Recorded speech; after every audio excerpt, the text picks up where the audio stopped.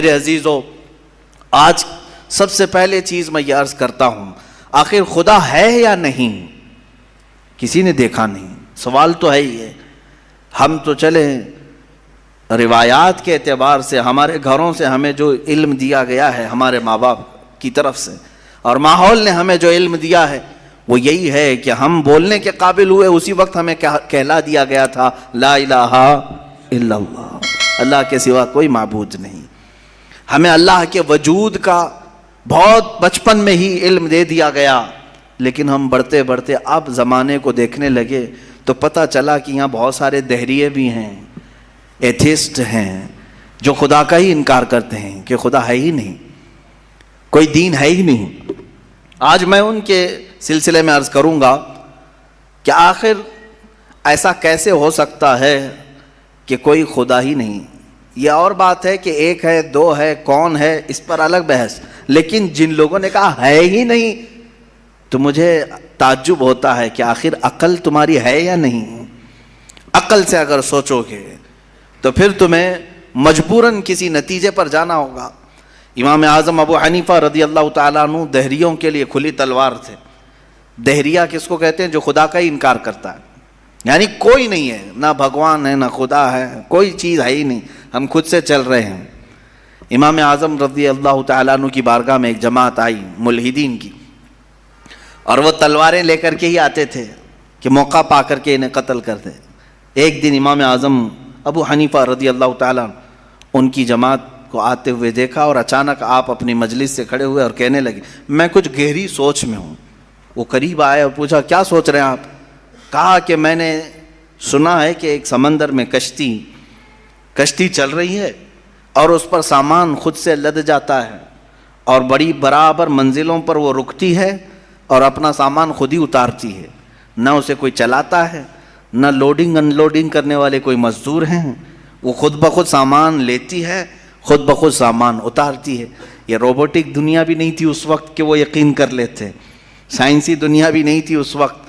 تو ان دہریوں نے کہا کیا مذاق کر رہے ہیں آپ کہ سمندر میں کشتی بغیر ملاح کے، بغیر کیپٹن کے چل رہی ہے اور خود سامان لوڈ کر رہی، اتار رہی ہے، ہمارے ساتھ مذاق کر رہے ہیں آپ؟ ہم عقل والے لوگ ہیں، آپ کی اس بات پر کوئی بیوقوفی یقین کر سکے گا؟ امام اعظم ابو حنیفہ رضی اللہ تعالیٰ عنہ فرماتے ہیں اتنی جب تجھے عقل ہے کہ ایک کشتی سمندر پر بغیر کسی چلانے والے کے نہیں چلتی، تو یہ پورے کائنات کا نظام بغیر چلانے والے کے کیسے چل سکتا ہے؟ برابر وقت پر سورج کا طلوع ہونا، برابر وقت پر سورج کا غروب ہو جانا، چاند کا اپنی منزلوں پر چلنا، اور یہ سمندروں کا برابر اپنے مدار میں رہنا، اور یہ زمین کا طرح طرح کے پودے اگنا، اس میں پھول کا آنا، پھلوں کا آنا، یہ کیا اللہ کے ہونے کی نشانیاں نہیں ہیں؟ کوئی تو ہے جو یہ سارا نظام چلا رہا ہے۔ ہاں تم یہ کہہ سکتے ہو کہ مشینیں ہم چلا رہے ہیں، پنکھے ہم چلا رہے ہیں، لائٹ ہم چلا رہے ہیں، چلاؤ دنیا کی ساری مشینیں چلاؤ، لیکن میں اگر ایک فیلڈ میں آؤں ان دہریوں سے پوچھتا ہوں۔ امام شافعی رحمۃ اللہ علیہ نے کیا جواب دیا؟ میں چاروں اماموں کی بات بتا دیتا ہوں۔ چاروں اماموں نے رب ذوالجلال کے وجود کے متعلق کیا کیا کہا ہے۔ امام مالک نے تو یوں فرمایا، آپ سے پوچھا گیا کہ خدا ہے، انہوں نے کہا ہاں۔ کیا دلیل کیا ہے؟ کہتے ہیں کہ زبانوں کا مختلف ہونا، انسانوں کی زبانوں کا الگ الگ ہونا اور الگ الگ نسلوں کا ہونا، یہ اللہ کے وجود کی دلیل ہے۔ امام شافعی سے پوچھا گیا آپ کوئی دلیل دیں گے کہ کوئی ہے؟ آپ نے کتنی پیاری بات فرمائی، ارشاد فرماتے ہیں شہتوت کا درخت دیکھا ہے؟ شہتوت کا درخت آپ نے دیکھا ہے؟ شہتوت جو ہے بہت باریک باریک سے پھل ہوتے ہیں، میٹھے ہوتے ہیں، اور اس کا پتا جو ہے وہ کئی قسم کے جانور کھاتے ہیں۔ شہتوت کے پتے کو شہد کی مکھی بھی چوستی ہے، شہتوت کے پتے کو گائے بکریاں بھی کھاتی ہیں، ہرن بھی کھاتی ہے، یہ سب کے سب شہتوت کے پتے کو کھاتے ہیں۔ شہتوت کا پتا ایک رنگ کا ہوتا ہے، ایک ہی ٹیسٹ کا ہوتا ہے۔ امام شافعی فرماتے ہیں شہد کی مکھی اسی شہتوت کے پتے پر بیٹھتی ہے، چوستی ہے، اور اپنے چھتے میں جا کر کے شہد اگل رہی ہے۔ بکریاں اور گائے اس شہتوت کے پتے کو کھاتی ہیں، مینگنیاں ڈال رہی ہیں یا دودھ دے رہی ہیں۔ اسی شہتوت کے پتے کو ہرن کھاتی ہے، ہرن نافع پیدا کرتی ہے جو مشک کی طرح ایک ناپا ہوتا ہے, نہایت ہی اچھی خوشبو اس کے اندر آتی ہے. امام شافعی فرماتے ہیں ایک شہتوت کا پتا بکری میں جائے تو الگ اثر کرے, شہد کی مکھی میں جائے تو الگ اثر کرے, گائے میں جائے اور ہرن میں جائے تو الگ اثر کرے, آخر ایک شہتوت کے پتے سے نافع, دودھ اور شہد بناتا کون ہے؟ بناتا کون ہے؟ اسی میں امام شافعی فرماتے ہیں ہم روٹی کا ایک ٹکڑا کھاتے ہیں, روٹی کا ایک ٹکڑا کھاتے ہیں, اندر جسم میں یہ روٹی جانے کے بعد آپ سب کو معلوم ہے اس میں سے کچھ حصہ گوشت بنتا ہے, کچھ حصہ خون بنتا ہے, کچھ حصہ پیپ بنتا ہے, کچھ حصہ منی بنتا ہے, باقی کا بچا ہوا فضلہ پخانہ بن کر نکل جاتا ہے. ایک روٹی گیہوں کی کھاؤ, جو کی کھاؤ, جوار کی کھاؤ, روٹی ایک ہی طرح کی ہے, اور اس سے گوشت کون بناتا ہے, خون کون بناتا ہے, اور پیپ کون بناتا ہے, منی کون بناتا ہے, سب کی الگ الگ قسمیں ہیں. امام شافعی فرماتے ہیں تمہاری ہزاروں مشینیں ایک طرف, لیکن اندر جو نظام چلاتا ہے وہ کوئی تو ایک ہے, کوئی تو ہے. تمہیں ماننا ہوگا. میں دہریوں کے متعلق کہہ رہا ہوں, جو ملحدین ایتھیسٹ ہیں, جن کا کہنا ہے کہ کوئی ہے ہی نہیں, کوئی خدا ہی نہیں, تو ان سے میں کہتا ہوں کوئی بتاؤ تو صحیح آخر یہ چلا کون رہا ہے, یہ کون چلا رہا ہے, ہمارے جسم کے اندر کا نظام کون چلا رہا ہے؟ اور قرآن نے انہی کی طرف بار بار اشاروں میں بتایا ہے, آیات میں, کہ کیا تم دودھ کو نہیں دیکھتے؟ دودھ کہاں سے پیدا ہوتا ہے؟ کہ اللہ تعالیٰ فرماتا ہے کہ ہم نے دودھ کو گائے کے خون اور اس کے گوبر کے بیچ میں سے پیدا کیا ہے. اس کا فضلہ گائے کا گوبر ہے پیٹ کے اندر, اور اس کا خون بھی ہے, خون نہایت ہی سرخ, گوبر نہایت ہی الگ رنگ کا, اور اس کے بیچ سے صاف و شفاف دودھ کا نکلنا. دودھ آتا ہے, نہ کبھی اس میں گوبر کی بو آئی, نہ کبھی خون کا رنگ آیا. قرآن کہتا ہے آخر یہ کون ہے جو اس طرح صاف ستھری غذا نکالتا ہے تمہارے لیے؟ کیا شہد کی مکھی کو نہیں دیکھتے؟ قرآن کہتا ہے جب وہ ڈنک مارتی ہے تو اس کے زہر کا کوئی علاج نہیں ملتا. شہد کی مکھی اگر ڈنک مارے تو زہر چڑھ جاتا ہے اور کئی لوگوں کی موت بھی ہوتی ہے, لیکن وہی اپنے چھتے پہ بھی تھوکے تو وہ نہایت ہی میٹھی غذا ہے, نہایت ہی میٹھی غذا ہے. شہد کی مکھی اپنا رس چھتے پر ڈالے تو وہ دنیا کی سب سے اچھی غذا, وہی اگر کسی کو ڈنک مارے تو سب سے برا زہر ہے. اعلیٰ حضرت رضی اللہ تعالیٰ عنہ نے اپنے آپ کو یوں فرمایا ہے کہ میں وہ شہد کی مکھی ہوں جس کی مٹھاس کا بھی جواب نہیں, جس کے ڈنک کا بھی جواب نہیں. یہ تو ضمناً میں نے بات عرض کی. خدا قدیر و جبار کے وجود پر میرے عزیزو ایک دو نہیں, لاکھوں مثالیں دنیا میں ہیں, لاکھوں مثالیں. ابھی تو کائنات کے رازوں تک ہم پہنچے ہی کہاں ہیں. سمندر کے اندر کی دنیا, پیڑ پودوں کے اندر کی دنیا. اب آئیں امام احمد بن حنبل رضی اللہ تعالیٰ عنہ, یہ کیا فرماتے ہیں؟ آپ سے پوچھا گیا خدا ہے, کوئی دلیل ہے آپ کے پاس؟ کہتے ہیں میں تمہیں بتاتا ہوں, ایک قلعہ ہے, ایک قلعہ ہے ایسا کہ چاروں طرف سے بند, نہ ایک سوراخ جانے کا راستہ, نہ اس پہ کھڑکی, نہ دروازہ, کچھ بھی نہیں, ہوا تک نہیں جا سکتی, ہوا تک نہیں جا سکتی, پورا بند ہے, اور اندر اس کے نہایت ہی چمکدار موتیوں کی طرح ہے.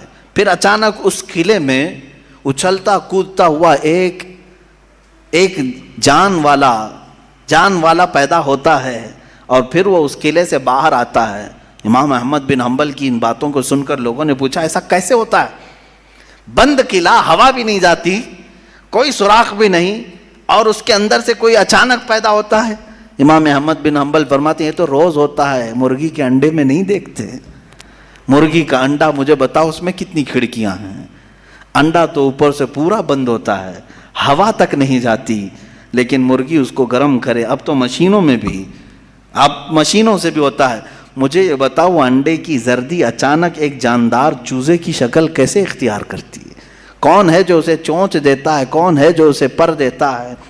اور پھر ہم نے جانوروں کو, پرندوں کو, ہر ایک مخلوق کو دیکھا ہے, ان میں رنگ ایسے بھرے ہوئے رہتے ہیں, دنیا کا کوئی آرٹسٹ بھی اس طرح کے رنگ بھر نہیں سکتا. کیا ہم مور کو نہیں دیکھتے؟ طرح طرح کے خوبصورت اس میں ڈیزائن کیے گئے ہیں, ایسا لگتا ہے کہ کوئی قلم لے کر کے ڈیزائن کیا ہے, کوئی برش سے ڈیزائن کیا ہوا ہے. نہیں میرے عزیزو, یہ قدرت کی شاہکاریاں ہیں, رب ذوالجلال کی شاہکاریاں. اور تم بے شمار خوبصورت مخلوقات کو دیکھو گے. پھر میں ان دہریوں سے پوچھتا ہوں آخر ان تمام کو پیدا کرنے والا کوئی تو ہوگا, کوئی تو ہوگا. تم لاؤ ڈھونڈ کر کے آخر کون ہے یہ سب پیدا کرتا ہے. یہ تو تخلیق, نظریے تخلیق.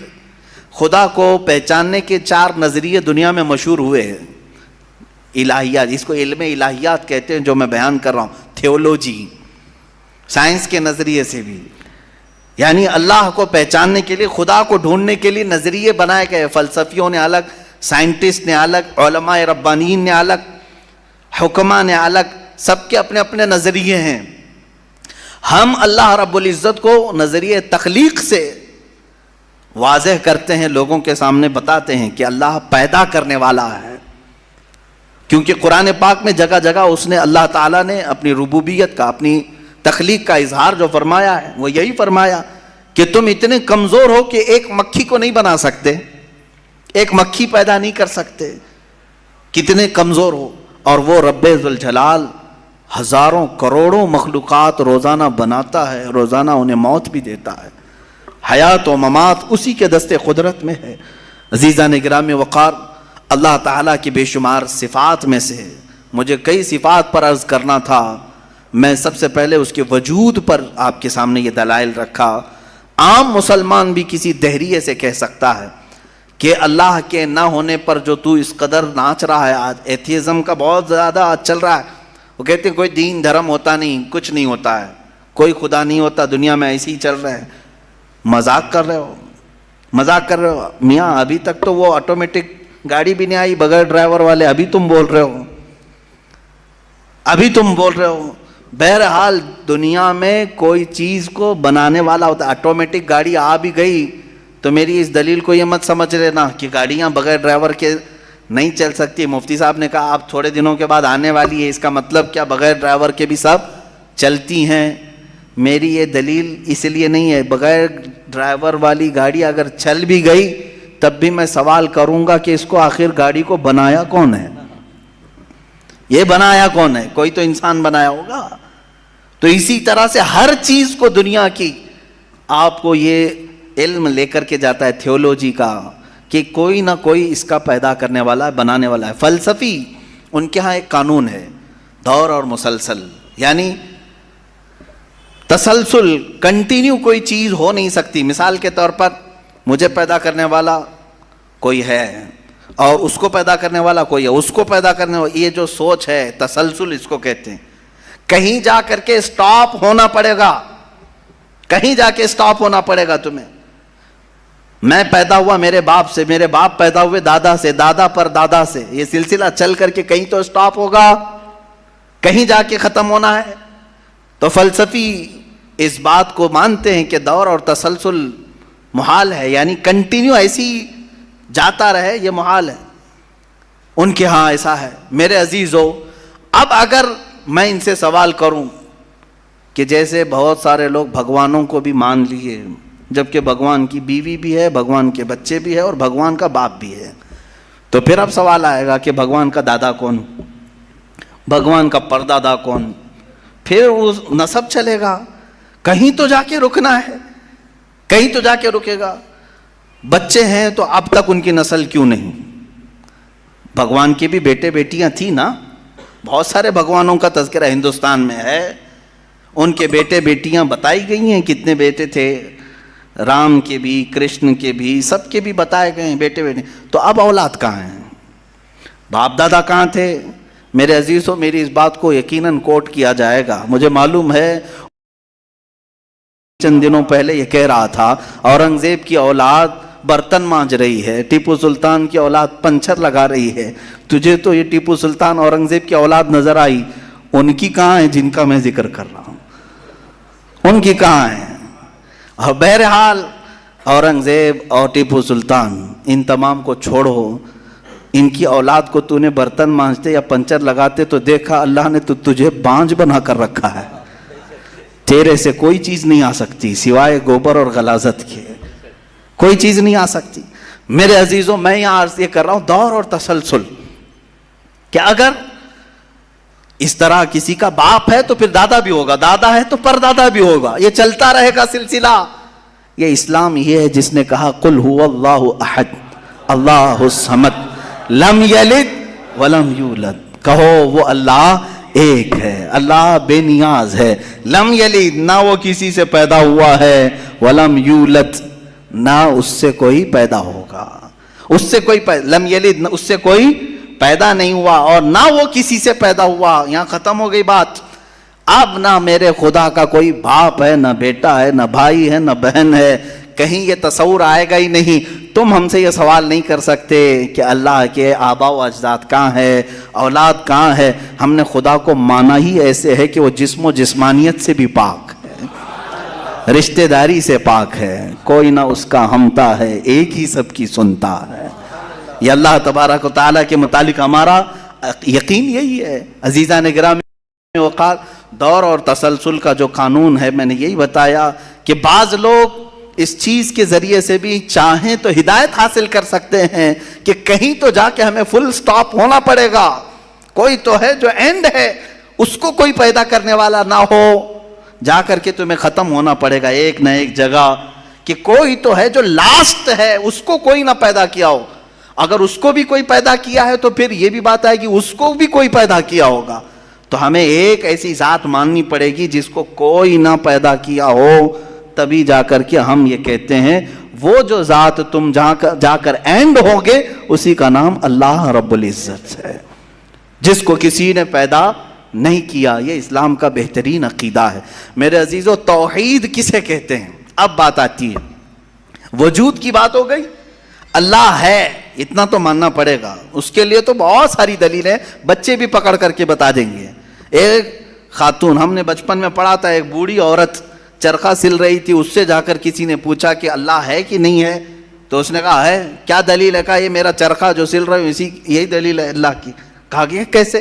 کہا یہ چرخہ، اس سے کپڑے سلتی ہوں، جب تک میں چلاتی نہیں یہ سلتا نہیں، مشین سلتی نہیں ہے کپڑے، اسی سے میں نے یہ یقین کر لیا کہ میرا چرخہ میرے چلائے بغیر نہیں چلتا، تو نظام کائنات پورا بغیر چلائے کیسے چلے گا؟ کوئی تو ہے۔